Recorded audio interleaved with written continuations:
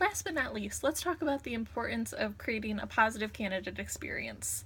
I don't care how much you offer a candidate, if they did not have a positive experience while interviewing with your company, they are not going to accept your offer.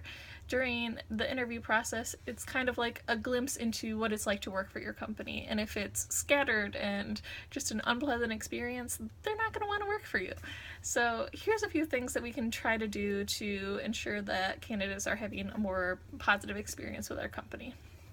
First, you want to make sure that every touch point along the way is very well thought out. This kind of circles back to our first point about timing. You want to make sure that when you're talking to a candidate, you always give them clear guidelines of this is the next step, this is when I will be reaching out to you about the next step. And when you tell them that, you need to make sure you deliver on that. You want to stay honest, and they want to know that they're able to believe what you tell them, and this is their first opportunity to learn that. Next up, you want to make sure that your interviewers are trained. You want to make sure that they know what they're looking for and that they know how to talk about your company. If you send someone in that isn't so happy with the company, they might not do such a great job convincing a new hire to work for you.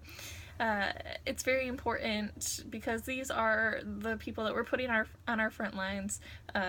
We want to make sure that they're able to positively represent our company. Next up, you want to stay honest. The Harvard Business Review has said that staying honest in the interview process is very important because you need to not only talk about the positives of the job, what's going to make them excited to work here, but you also need to talk about those negatives. Not every job is perfect, and not everyone thinks that the same things are the most positive or maybe the most negative. You need to give them a holistic view of the position and the company. Something that we started doing here at Open Market is giving candidates surveys following their interview process. As this goes for once they have been through the initial phone screen, second phone screen, and then their final on-site interview. After the final on-site interview, we send them a Google Doc survey that allows them to give us feedback about the interview process. What did they like? What did they not like so much? This really helps us to make sure that we're giving every candidate a positive experience, and we really take that feedback to heart.